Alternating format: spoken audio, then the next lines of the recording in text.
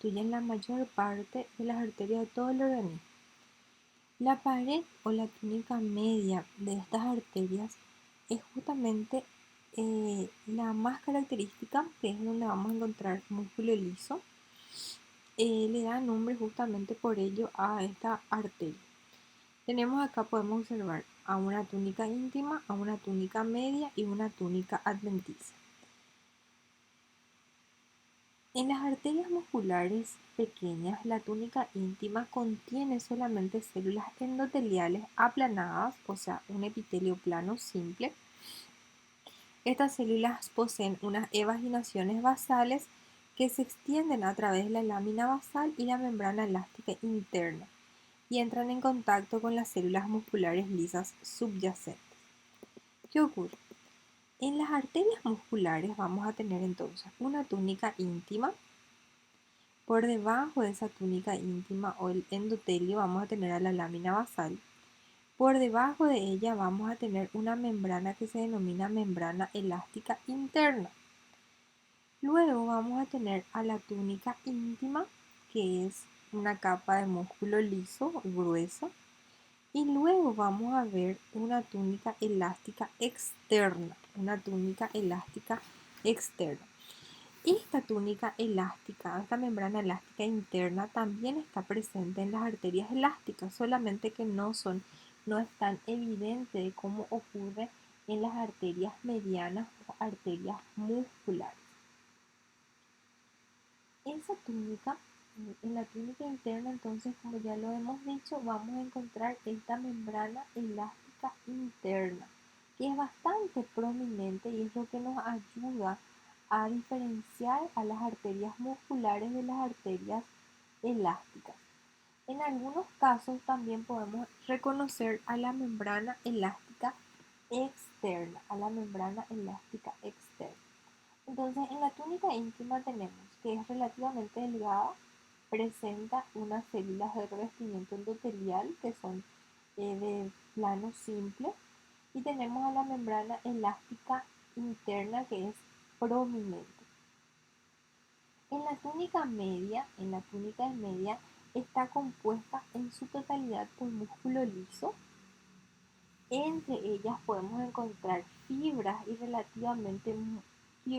colágenas, relativamente escaso material elástico y las células del músculo liso están dispuestos en forma de espiral.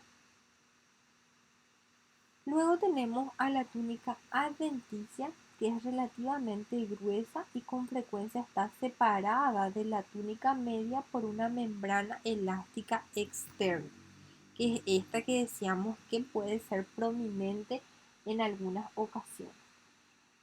La túnica adventicia de las arterias musculares está compuesta por fibroblastos, fibras de colágeno, fibras elásticas y en comparación con las túnicas o con las arterias elásticas, la túnica adventicia de las arterias musculares es relativamente gruesa, más o menos del mismo espesor en la túnica media.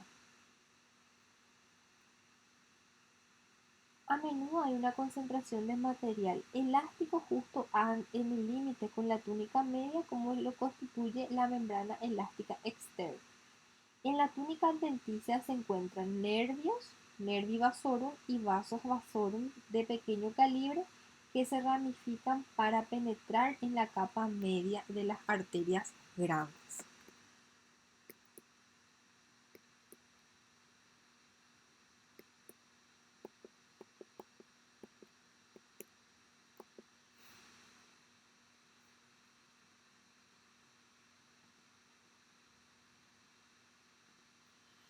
Entonces, estas arterias musculares tienen una túnica íntima,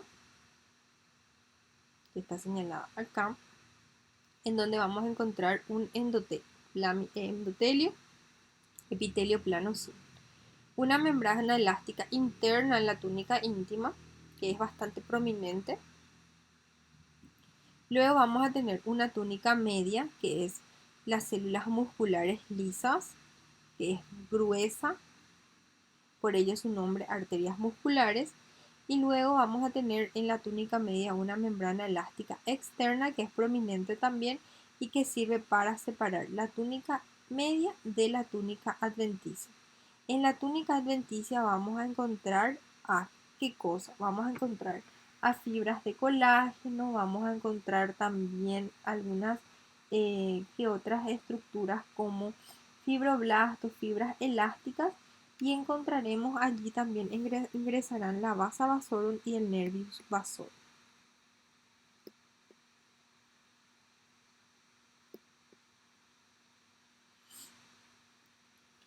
A menudo también tenemos que tener en cuenta que las arterias pequeñas carecen por completo de membrana elástica externa. La túnica adventicia es gruesa en las arterias musculares y se compone de tejido conectivo laxo, contiene vasa vasorum y numerosos nervios, ¿verdad? Tenemos que, a partir de las arterias medianas, luego vamos a tener a los componentes ya del sistema microvascular. El intercambio de sustancias entre la sangre y los tejidos tiene lugar en el sistema microvascular y sobre todo en los capilares. Dentro de este sistema microvascular tenemos a las arteriolas y a las arterias pequeñas. Las arterias pequeñas y las arteriolas se distinguen una de las otras por la cantidad de capas de células en el músculo liso, en la túnica media. Las arteriolas tienen solo una o dos capas y una arteria pequeña puede tener hasta 8 capas de músculo liso en la túnica media. Entonces, las arteriolas, que son estas, son las arterias de pequeño calibre. A una arteriola es gradual, o sea, vamos a tener, se define arbitrariamente a la arteriola como el vaso sanguíneo arterial que tiene un diámetro menor de 100 unimicrones. La túnica íntima está compuesta por células endoteliales aplanadas, por ello un epitelio plano simple. Desde la porción basal de las células endoteliales también se extienden unas prolongaciones mioendoteliales con las células musculares lisas de la túnica media y al igual que las arterias musculares. Por lo general, las arteriolas no presentan, presentan una membrana elástica interna bien definida, que falta en las ramificaciones terminales, que son las metaarteriolas, y en la túnica media pueden presentar de 1 a 2 capas celulares de músculo liso, ¿verdad? En las arteriolas podemos tener de 1 a 2 capas de músculo liso. Las arteriolas entonces en su túnica media pueden tener de 1 a 2 capas de músculo liso. Y tienen adventicia, que está constituido de tejido conectivo laxo, y las arteriolas carecen de membrana elástica externa definida. En las ramificaciones terminales ya de las arteriolas vamos a tener a las metaarteriolas con esfínter precapilar, regulan el modo o preciso de flujo sanguíneo en el territorio capilar, y las células endoteliales que rodeadas por algunas células musculares lisas, alrededor de las cuales hay tejido conectivo perivascular. Bueno, entonces, en el sistema microvascular vamos a tener a las arterias. Tenemos a las arterias pequeñas. Las arterias pequeñas tienen un origen a partir de las arterias medianas y tenemos a las arteriolas. Las arterias pequeñas se diferencian de las arteriolas.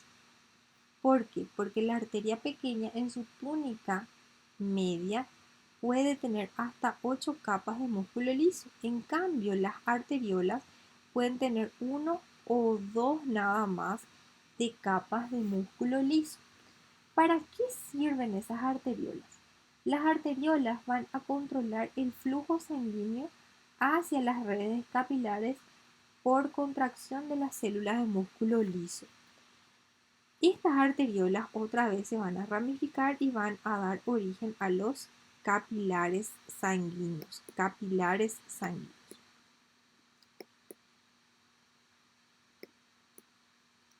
Y acá tenemos a los capilares. En esta imagen podemos observar, miren acá, tenemos una arteriola, se ramifican y forman a los capilares sanguíneos. A los capilares sanguíneos. Y estos capilares son los vasos sanguíneos de diámetro más pequeño y con frecuencia el diámetro es menor que el de un eritrocito.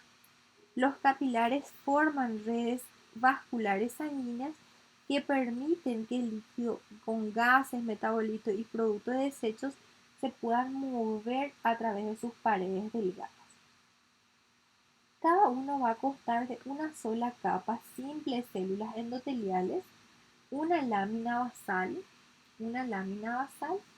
y también vamos a tener que presentan eh, esas características entre un endotelio y una lámina basal.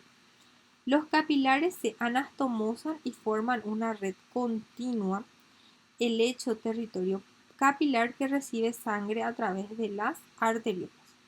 Su conformación presenta una gran variación en distintos tejidos y también órganos. Pueden ver aquí, acá tenemos a las arteriolas y luego acá tenemos la arteriola, acá se forma el capilar o el lecho de la microcirculación.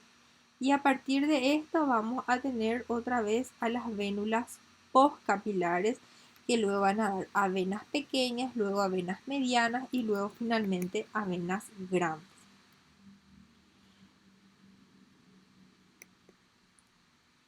Los capilares entonces están constituidos por un endotelio y tenemos a la lámina basal. Tenemos tres tipos de capilares. Capilares continuos en donde vamos a encontrar que tiene un endotelio continuo y una lámina basal continua. ¿En dónde vamos a encontrar este tipo de capilar o capilar continuo? Por ejemplo, vamos a encontrar en el encéfalo que citamos formando la barrera hematoencefálica. Vamos a ver en el tejido muscular, en el tejido pulmonar y en el tejido conjuntivo. Los continuos son los tipos de capilares más abundantes. Luego tenemos a los fenestrados, que estos tienen como característica que se encuentran habitualmente en glándulas endocrinas, también en sitios de absorción de líquidos o metabolitos como la vesícula biliar, los riñones, el páncreas y el tubo digestivo. Sus células endoteliales se caracterizan por presentar muchas aberturas, sería el endotelio, acá fenestrado y una lámina basal continua, Luego tenemos a los capilares discontinuos o capilares sinusoidales, como dice aquí su nombre, que vamos a encontrar, por ejemplo, en el hígado, en el bazo y en la médula ósea. Acá vamos a tener que el endotelio de nuestros vasos sanguíneos, nuestro capilar, presentan espacios o presentan agujeros o fenestraciones y nuestra lámina basal también presentan fenestración. Estos son los capilares discontinuos. ¿En dónde vamos a encontrar este tipo de capilar? En el hígado, en el bazo y en la médula ósea. En esta imagen podemos observar también los tres tipos de capilares. El capilar continuo, en donde podemos ver acá un endotelio continuo y una lámina basal continua. Tenemos a los capilares fenestrados, en donde podemos observar un endotelio en donde presenta fenestraciones y una lámina basal continua. Y luego tenemos a los capilares discontinuos o también capilares sinusoidales, en donde acá podemos observar que su endotelio presentan fenestraciones y su lámina basal es discontinua.